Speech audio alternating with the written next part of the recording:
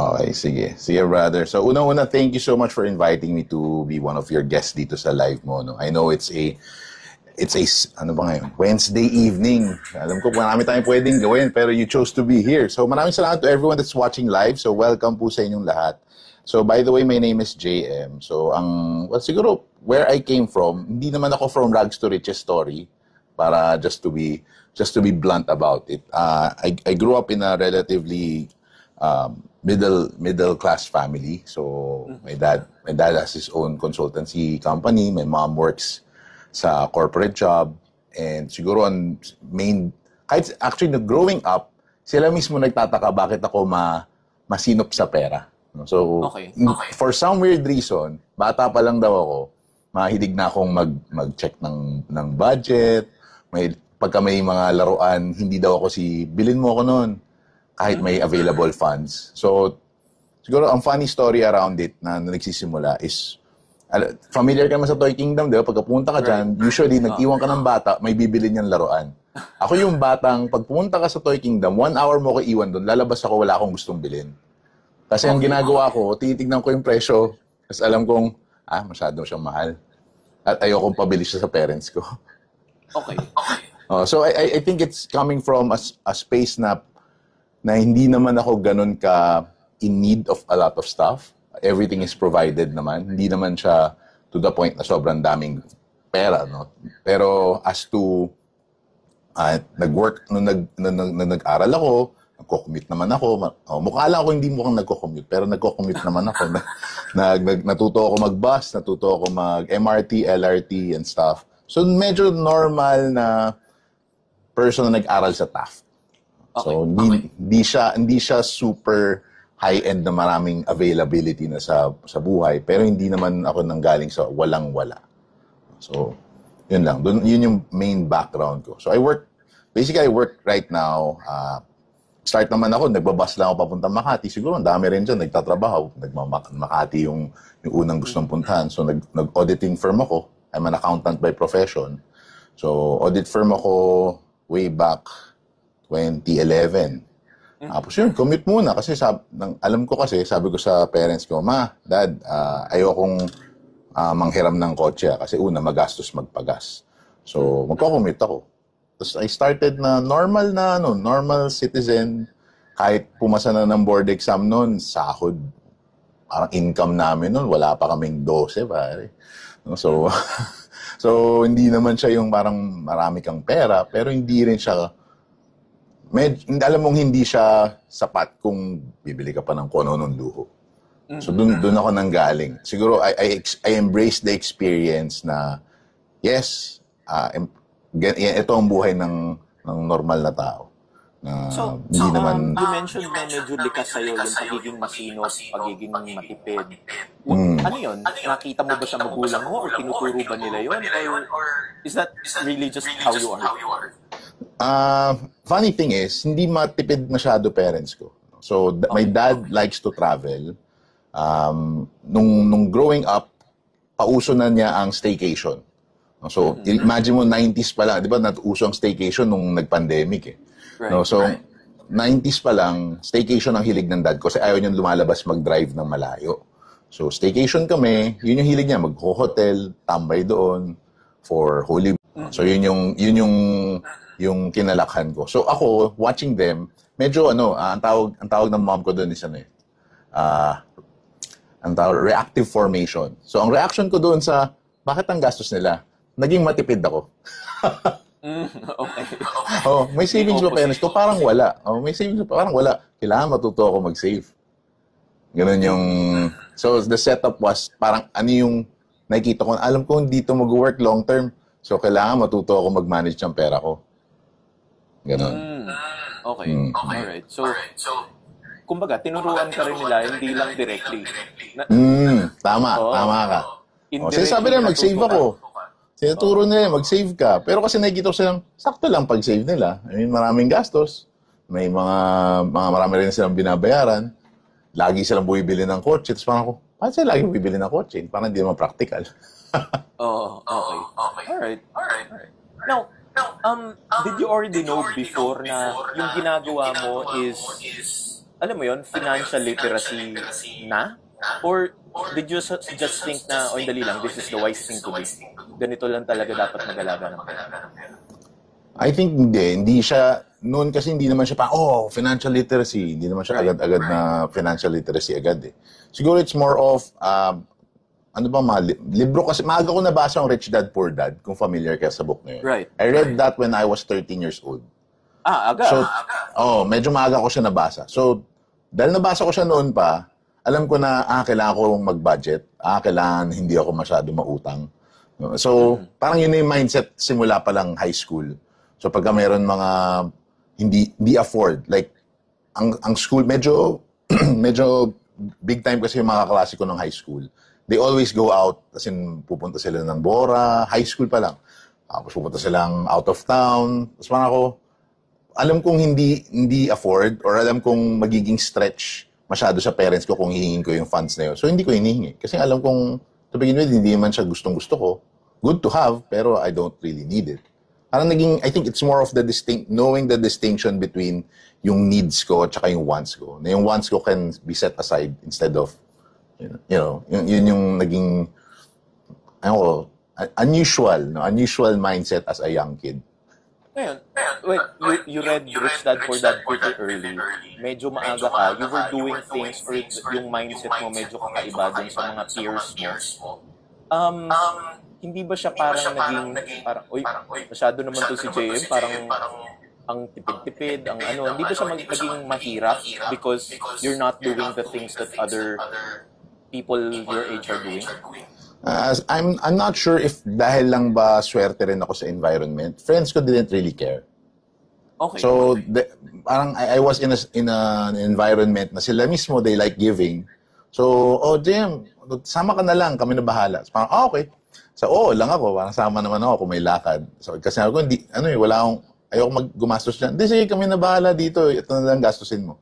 So, sumasama ako dahil lang doon. Siguro, ako yung, sa mga barkada kasi, gusto na rin ako kasama bilang makulit ako, tapos funny, yung, dali natin yung energetic. Ako kasi energetic sa barkada madalas eh. So, ewan ko, siguro part of the perks yun that people want you there na hindi ko kailangan ilabas yung nandun lagi na pagkagastos ko yung pagiging pagpunta doon sa gusto nilang puntahan. Oo.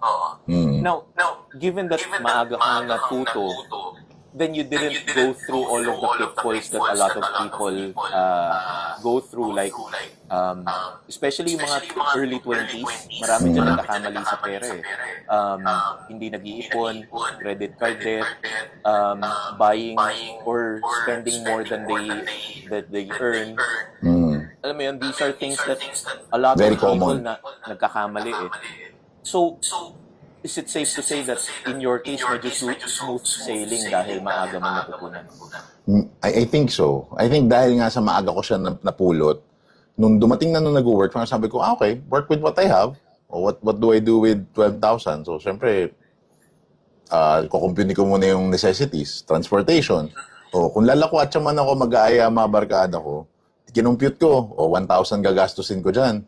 Di magkano na lang yun. Dapat once a month lang ako lalabas. Hindi ako yung linggo-linggo. Lumalabas ako. Ini-enjoy ko yung pera ko. Pero, not to the point na nagpapaka-social butterfly ka na ubus pera mo, pero wala naman siyang effect. Cellphone-wise, bro, hindi ako bibili ng phone na mamahalin. Parang, ang pinakamahal ko ng phone binili so far, etong gamit ko ngayon, way back 2022. First time ko bilan sarili ko ng yung top of the line ng Samsung. Tapos hanggang masira na siya. Gumagana pa eh. Sabi ko, pwede naman bumili ngayon. Pero gumagana at tingin ng mga tao, high-end camera na ginagamit ko. Although, ang laki ng tinalon niya from the time na nag-start ako mag-video. Kasi nag-start ako mag-create, medyo blurry pa yung mga videos ko eh. So, ang dami na nagko-comment, ba't hindi ka nagpapalit ng camera? Tapos ako, sige, bili na ako. Alright, well, magandang segue na rin yan. So, you started, when did you start content creation?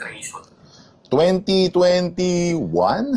2021, What made you 2020. decide na Siguro ang pinaka-ano niyan, 22, I think. Ang talagang ano. Ito, funny lang yung nagsimula. Kasama ko, ewan ko kung nakikita mo si Ladon Soriano. So, he used to create regularly. So, ngayon hindi na masyado eh. Pero kabarkado ko kasi yan si Don growing up. So, meron kami parang outing way back April 2021 or 2022. So, maalala eksakto. Punta kami ng Bora, tas over whiskey lang, after lunch, nagkukwento ko, sabi, bro, sayang ang dami nating mga natutunan, ba't hindi natin gawa ng content? Tapos sabi namin, sige, tayo? Accountability bodies tayo. Every day, isang video, minimum, gawin natin.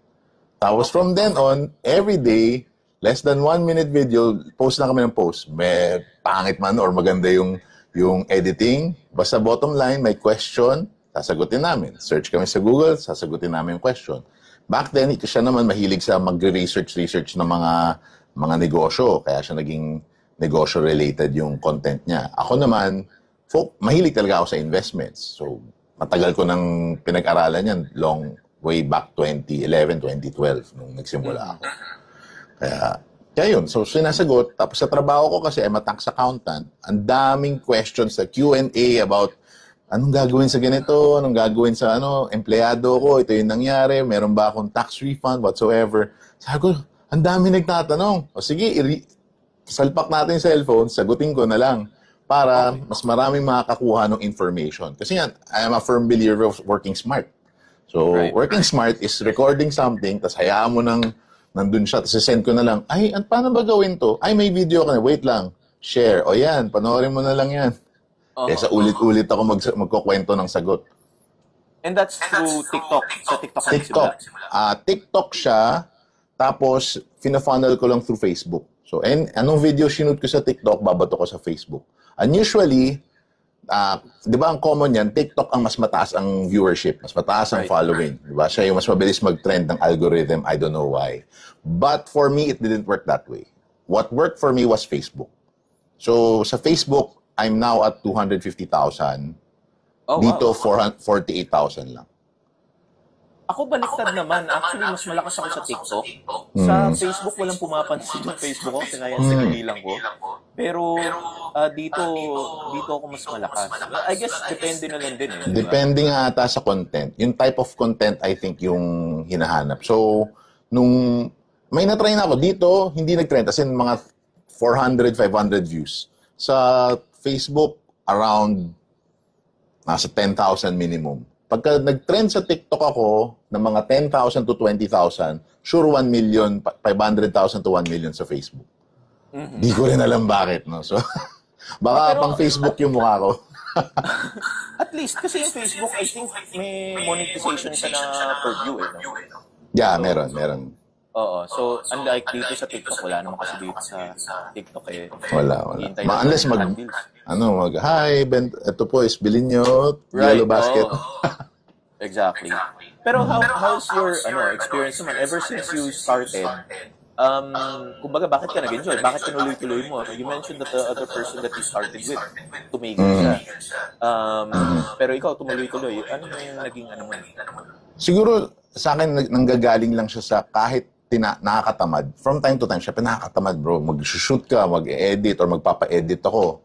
Pero yung shooting kasi nakakatamad eh. Paminsan, magba-batch shoot na nga ako ngayon.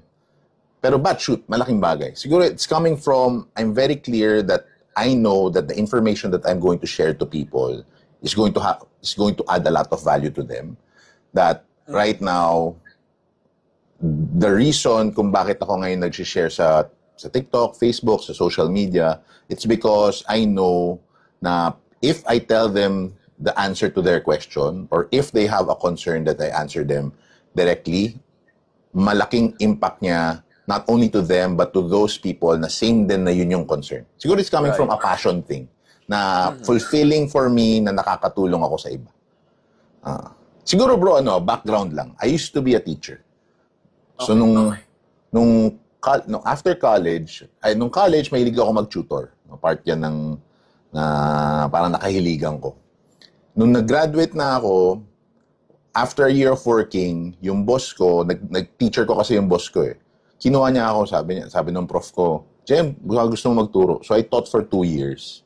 And I really loved teaching. Alam mong yung passion was there. Kahit tulog ko lang 2 hours kasi nagtatrabaho ko habang nagtuturo. Sobrang sobrang fulfilling niya. Kasi nakita mo natututo sila. Alam mong what they're learning is magdadala nila to the board exam, ganyan. May future ba? And nung lumipat ako ng work, hindi na ako pwede magturo kasi yung time, strict na day job. So, nung lumipat ako, as in talagang, sige, work lang. In-enjoy ko, tinodo ko yung pagtatrabaho ko.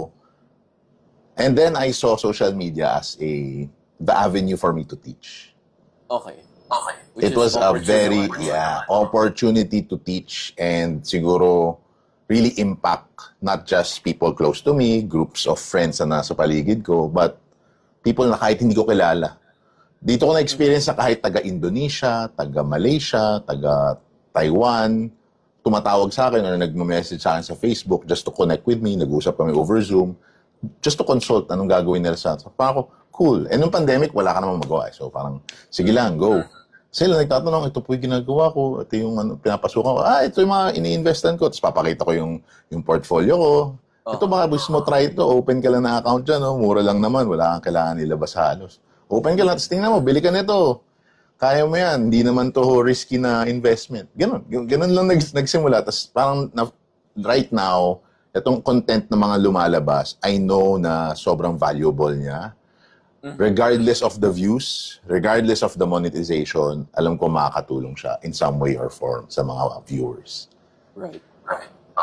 Was there a challenge? Kasi you mentioned earlier that you've pretty much, alam mo yun, natural sa'yo ang pagiging masinop and financially literate.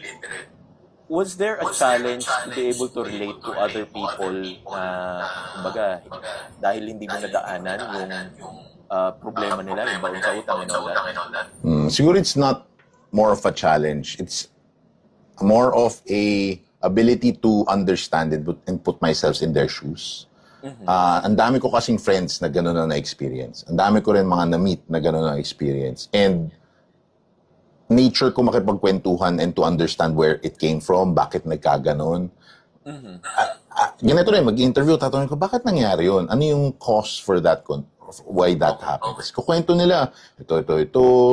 So, parang it's a collection, yung na-feel ko ngayon, it's a collection of all of their experience and my experience. Kasi nga, believer ako na yung pinakamagaling magturo, yung experience ng ibang tao, ba't mo pagagayahin yung pagkakamali ng iba?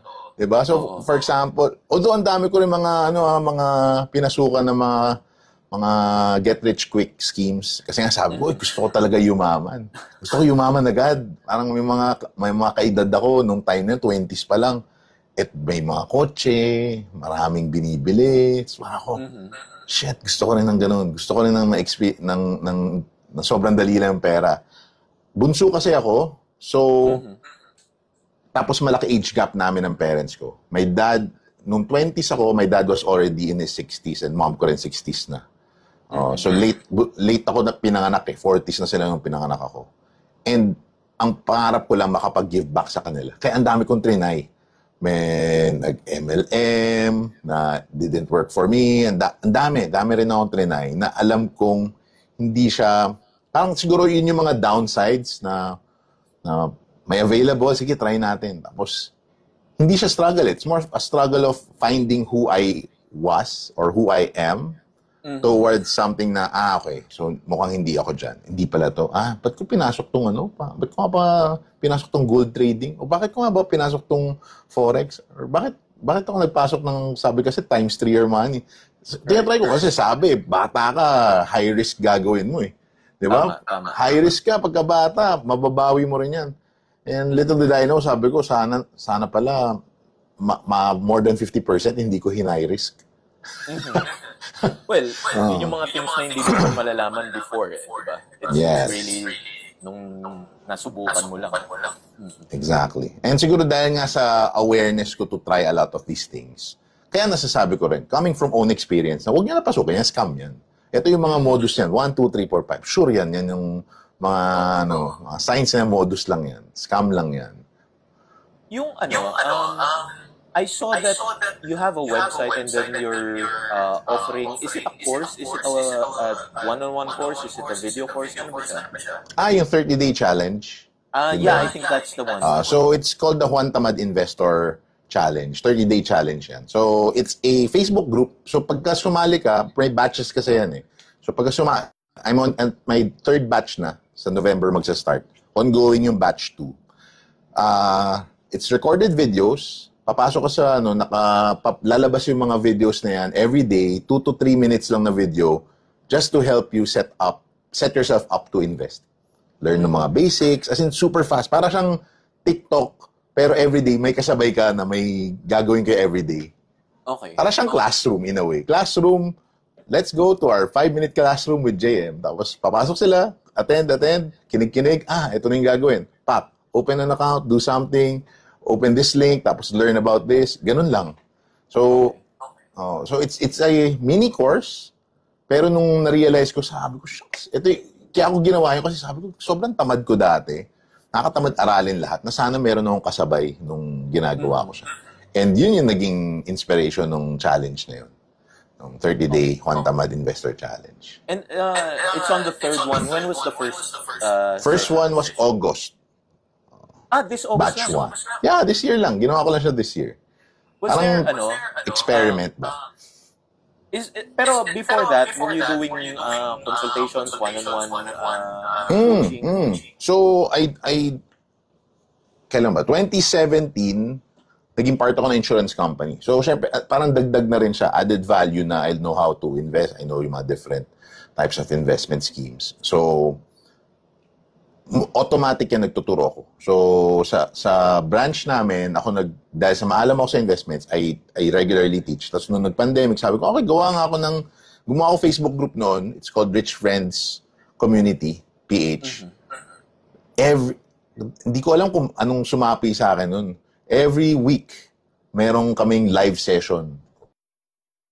Kung sino umattend. As in, pupunta sila Zoom, parang nag-average kami ng 20 to 40 people per week. Just to learn about whatever topic na available. As in personal development, investments, lahat. Hindi ko alam kung anong nahit-hit ko nun para gawin ko siya. Pero every week ng buong 2020, kaya hindi ko naramdaman na mabore noong 2020. Kasi ang iniisip ko, ano ba itong, kailangan ko ito aralin para maturo ko siya. Para mas ma-master ko. Ganun yung... So, nung time na yun, yan, may Facebook group, puro libre lang. Kasi pasok sila kung gusto nila. Kung may iba doon na gustuhan, sumama sila sa branch namin. They wanted to be insurance advisors as well. Sabi ko, sige, pagkakitaan nyo, go ahead. Parang afterwards, may kumikita ako from some that actually consulted, tapos kumuha ng mga policy sa akin. Sabi ko, okay. Parang win-win kasi gusto ko lang naman makatulong, tapos kumukuha sila ng, just to support yung ginagawa ko, kumukuha sila ng policy. Ang ganun lang siya nagsimula. Okay, alright. Was there any a specific story from a specific person that comes to mind na medyo, alam mo yun, successful, that you saw coming from, alam mo yun, di magandang sitwasyon, tapos you were able to help and let him become more successful? Siguro ngayon, siguro dahil mga bata mga nakakausap ko eh. So, hindi siya success story today. Isa sa naalala kong mga nagsimula mag-invest na OFW. So, I forgot her exact name, but I met her 2020 sa taga-Japan siya, OFW. Wala siyang saving, hindi siya masyado nagsisave, parang nandyan lang daw, kumikita siya. She really wanted to learn how to invest. So, malapit sa puso ko kasi parang after 6 months or 8 months, sabi niya, bigla siyang bumalik, "Uy, Sir JM, guess what? Naka-invest na ako sa Semirara noong time na yun kasi yun yung sinuggest ko. Tapos, naka-start na rin ako ng MP2 ko. Tapos dinala ko pamilya ko ngayon sa Hong Kong, nagbabakasyon kami." So ako, what? Nice, Seryoso ba to? Oo, so parang ako, cool. Akala ko, kasi sanay ako na, sasabihin ko, ang dami kasi from, siguro kung one of 100, kung magbibilang ako up to 100 people, mga 30 lang ang gagawa ng sinabi ko, ng tinuro ko. 30 lang yan or less. Pero nandun siya sa 30, tapos nag-succeed pa, tapos happy siya sa resulta niya. Yun yung naalala kong, siguro ngayon na top of mind, message ko nga siya. Isa siya sa mga una kong followers noon. Tapos parang sabi niya, sir, gusto ko po matuto. Sabi ko, sige, Zoom tayo. Turo ko sa'yo lahat. Do you think importante para sa tao to have a mentor or a coach? Or do you think na yung tao nasa sarili talaga nila yun? This should be something that you learn when you're ready. And may mentor ka o wala. Hanggang pag dumating ka dun sa point ng buhay mo na ready ka ng matutunan to, matututunan mo na. Anong thoughts mo doon? That's a good question. No? Kasi on my end, I was a ready student nung inaaral ko tong lahat. Right, so, kaya open ako anong libro. Kasi noon, libro-libro lang tayo pagkabata ka. Di ba? 90s ka pagka 2000 ka nag-aral, puro libro lang yan. Tapos yung mga workshop, napakamahal. Ngayon, ang daming available information. To be honest, it's more of, para sa akin, personal. Personally. Okay, may mentor, pero mas personal choice mong matuto. Kasi kung hindi mo personally gusto talagang umangat sa buhay, mag-start mag-ipon, ang dami kasing, ang dami mong limiting beliefs in your head na sasabihin mo sa sarili mo na, ay, hindi, matanda na ako. Kasi may mga nag-consult sa akin, 40s na or may 60s, tanda na ako, pwede pa ba ako mag-invest sa ganyan? Sabi ko, pwede. Willing to learn ka ba? Willing to learn. Pag willing to learn, usap kami. Mas umaayos yung kalagayan nila. Pero kung kahit 20s ka, tapos, ay, alam ko na yan. Kasi nabasa niya sa libro, which is mas common sa observation of 20s. Early 20s, sabi niya, napapanood ko naman sa YouTube. Yung iba, parang, napagdaanan ko na yan. Parang, so, anong gusto mo mangyari? Happy ka ba sa current status mo? Kung hindi, baka something needs to change. Right, oo. So, yung gusto, may paraan. Correct. So, personally, talaga, sarili yan. Okay, may mentor. Kasi pagka ikaw mismo, alam mong may gusto ka mangyari, haghahanap ka ng mentor. Meron akong, may kwento ako dyan. May isa akong friend, na-meet ko lang din siya online. Tapos, na-meet ko na siya personal. Gusto lang niya magpa-mentor. Sabi ko, sige, kung anong gusto mo matutunan. Tapos parang all about finance. Tapos parang nag-end up pa siyang career coaching. Hanggang sa ngayon, from HR siya, napunta siya sa sales. Sa sales ng isang kumpanya. Super happy siya, really performing right now. Tapos talagang china-challenge ko siya. Sabi ko, ano ba balak mo sa buhay mo? Sabi ko, lumapit ka sa akin, gusto mo ng resulta. So, bago dumating yung results niya ngayon, tina-challenge ko tayo. Sabi ko, anong ginagawa mo dito? Ano ka lang ba dito? Display lang? Happy-happy? Kasi nagko-conduct kami ng mga seminars monthly ng parang personal development Attend siya. After niya umattend, pagkalabas, walang gagawin. So, anong balak mo? Baka wala ka naman balak. Pwede huwag ka na dito po tumambay kasi sayang yung energy mo. Pupunta ka ba? Wala ka rin namang gagawin. So, yung mga ganong conversation, biglang nag-sink in sa kanya, okay. Gusto ko talaga may mangyari. Boom! Nag-fly siya on his own sa mga ginagawa niya. Okay. So, it's a personal decision. I mean, kailangan talaga medyo mauntog ka Kumbaga. Oo. Kung hindi ka man mauntog on your own, merong magsasabi sa'yo, tough love ka. Yeah. And siguro yun yung doon. Kung nasa lugar ka na medyo usually environment So environment mo hindi supportive sa gusto mong mangyari, sure yan, babalik ka lang din sa old habits So so kung gusto mo talaga may mangyari, alam mong hindi nakakatulong yung environment mo, lipat ka. Kailangan bumabad ka muna sa ibang lugar na talagang it'll help you move past yung mga past na na activities. Right. I agree with that. Okay, I have a few questions. Ito medyo fast talk type, pero hindi naman, pwede ka rin mag-explain, hindi siya kailangan, limitado sa fast talk. Sige. Pero, by the way, to whoever, sa mga listeners, sa mga viewers, if you have questions, just chat, lagay nyo lang dyan sa chat and then we'll do our best to answer. Pero while iniintay natin siya, ano to, what do you invest in? Ano yung portfolio mo? It doesn't have to be specific, pero ano yung things that you're investing in? Things I invest in right now, real estate, stocks, meron akong MP2, meron din akong bonds, at saka, ano isa ko?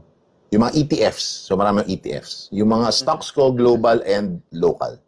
So, ano sila, mix of a lot of things. Pero basically, at my age and understanding of life, high dividend yield stocks ang pinapasukan ko. Okay. Pagka-stock market. May percentage ka bang hinahabol when it comes to your portfolio? Sa akin, ang favorite percentage ko, which I personally follow, yung 100 minus your age. So, 36 ako. 36% ko nasa safe. So, yung bonds, MP2 ko, yan yung 30% to 36% yan. Tapos, meron akong 10 to 20% sa high risk.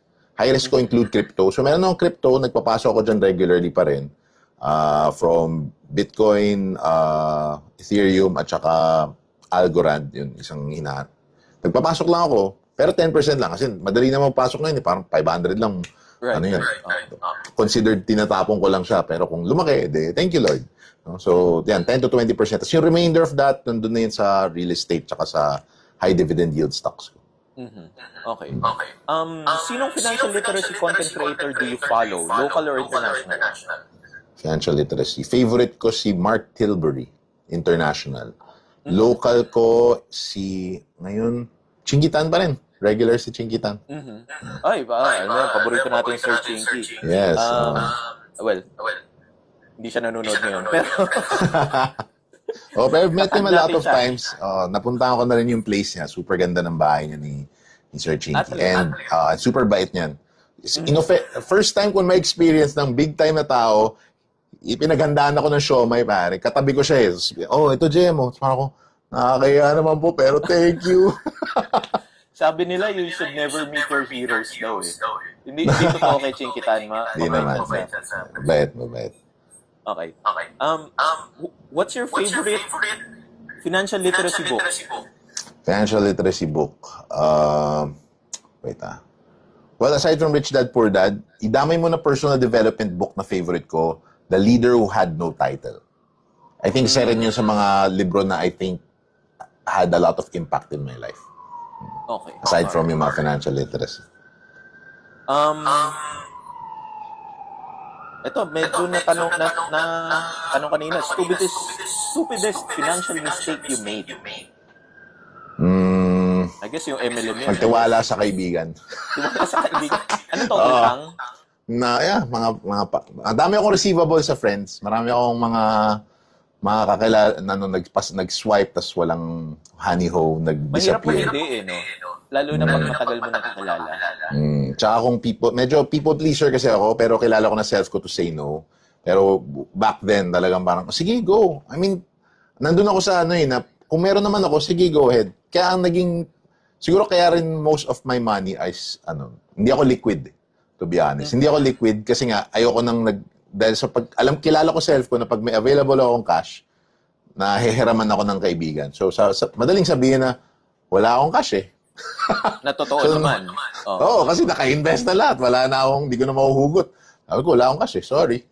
Right, oo. Mahirap nga talagang hindi on yung kaibigan. I can relate to that.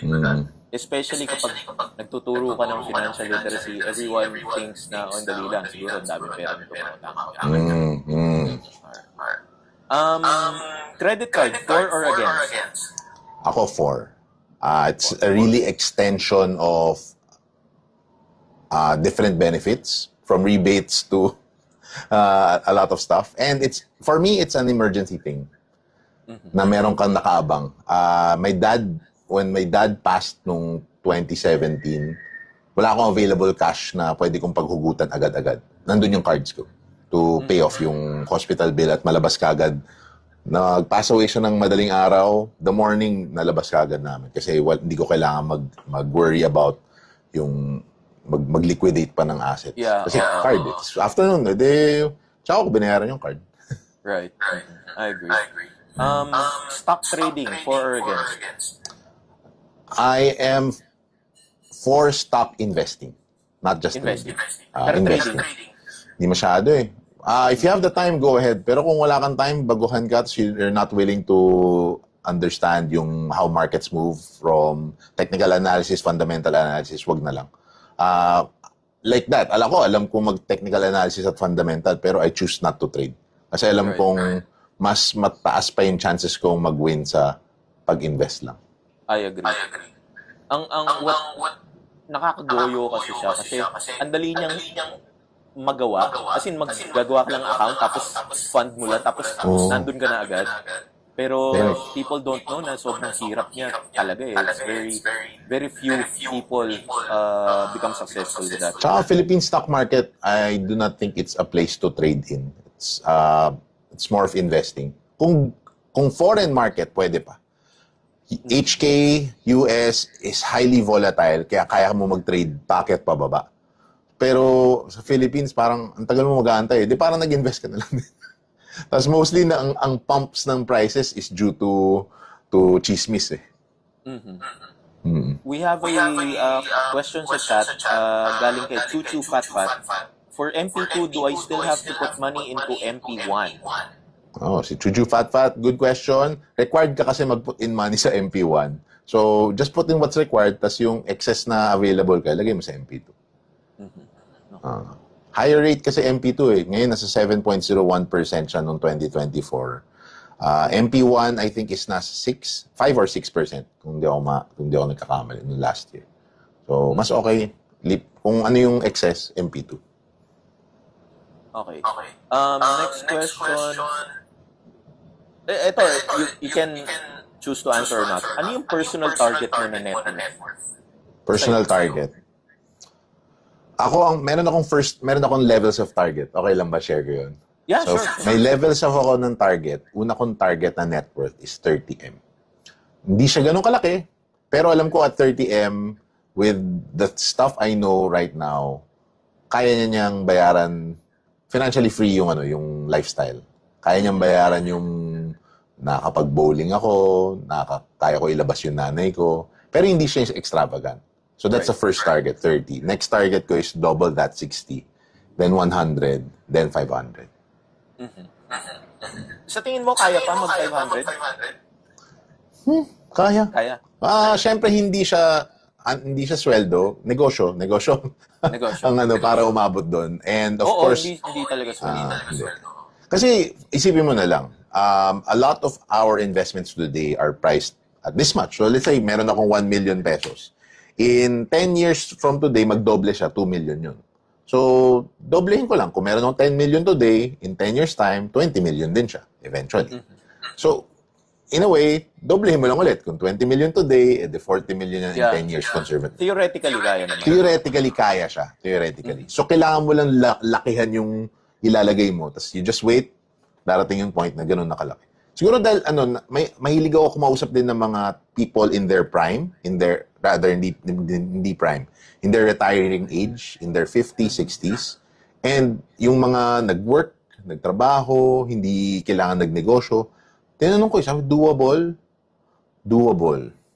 Kayang-kaya daw. Kaso, kailangan mo ng pagtiyagaan. Tapos na-realize ko, pagtiyagaan ko, ilan ako nga, 36? Pagtiyagaan mo yung 10 to 15 years, so hanggang 50. Yung 50 na yun na tinodo mo, pag lumaki yan ng 60 ka na, sobrang tiba-tiba ka na nun. Right. Oo. Totoo. Meron chat si Mark Paul C. I'm a avid viewers of both of you guys, so I started my investment portfolio nung nanood ako sa mga content nyo. Nice. So, thank you. Thanks, Mark Paul C. What's up? Thank you sa mga nanonood. If follower ko kayo and hindi nyo pa fina-follow si JM, i-follow nyo na. And if follower kayo ni JM, hindi nyo pa ako fina-follow, follow nyo na. Follow nyo na si Panalong Buhay. Parang, anong tawag doon yung crossover, episode tong nangyayari? Yan. Multiverse. Okay. What's one thing na madalas ginagawa ng mga tao kung bakit sila mahirap? Overspending. Spending more than they earn. Overspending. Yun yung common. Overspending and overestimating what they can handle.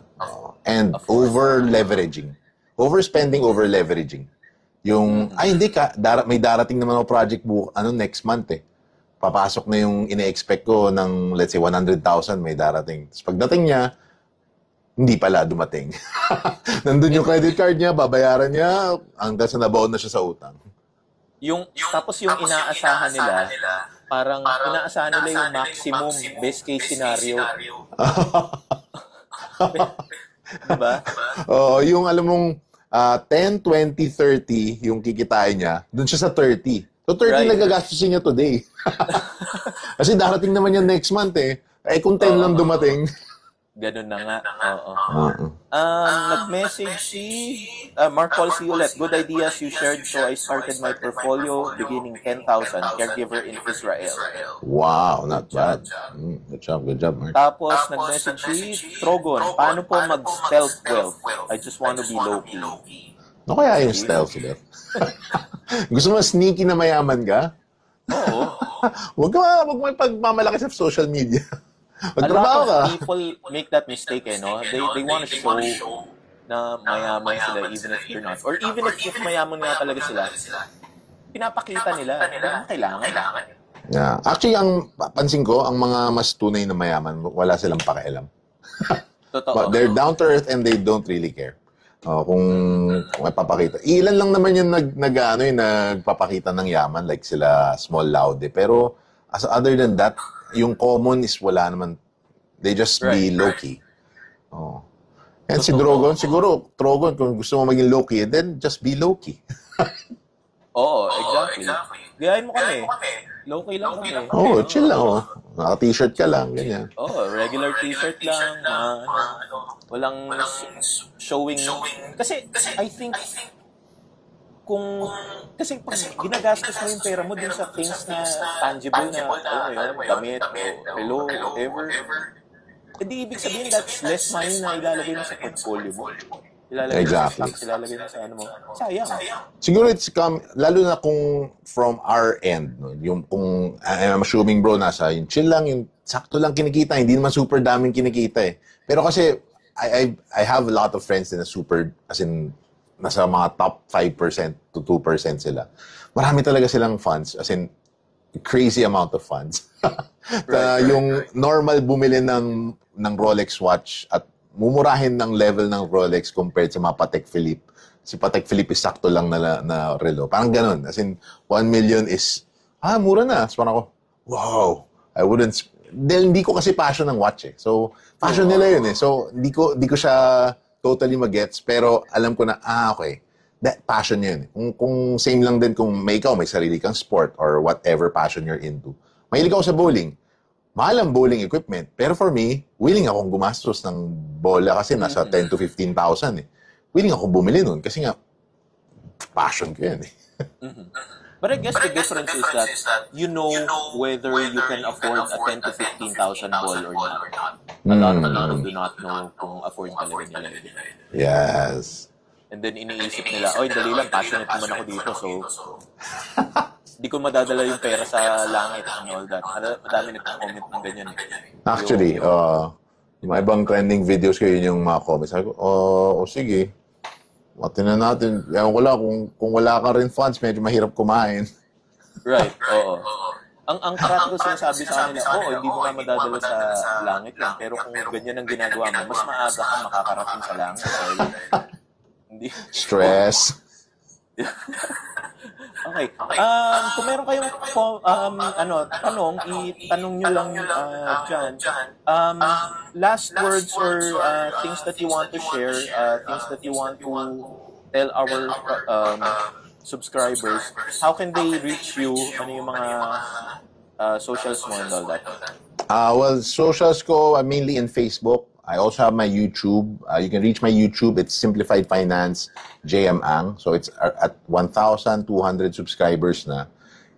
May mga nakaready lang ako ng long form post para ma-monetize siya kasi parang kulang daw or something.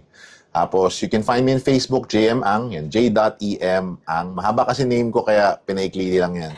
At saka baka lumagpas kasi ako ng langit pagka yung full name ko nakalagay. Kasi Joseph Emmanuel ako so lalagpas na ako ng langit nun. You can find me in Instagram. Instagram ko nandun madalas yung mga stories ko na kung nasan ako or nasan ako a few days ago. I also have yung TikTok, na JM Ang na TikTok. Hindi naman ako sumasayaw dito, buti na lang. Yun yung old account. May old account ako, baga na-search nyo, may mga sumasayaw pa. Noon pa. No? Kasi nauso ang sumayaw. Sabi ko, ay, mali pala. Algorithm daw, dapat walang malinis na purely kung anong content ang focusan. Baka kung umabot ka ng 1 million, mapasayaw ka. 1 million followers. Ayoko pagmamalaki yung secret skill ko na yun. For everyone watching, itong interview na to will be posted sa YouTube ko naman, which is Manalong Buhay. And I'll share the JM's socials there as well. And then I'll share the link as well para ma-share nyo rin sa followers na, and then they can watch the whole interview. And I think that should be it. Kung wala nang tanong for everyone, thank you everyone for joining or for listening and then watching this TikTok live. Stay tuned para sa mga ibang mga interviews in the future. And then, yun lang. Follow nyo kami pareho. Alright, thank you, JM. Thanks, brother. Thank you. Thank you for inviting me.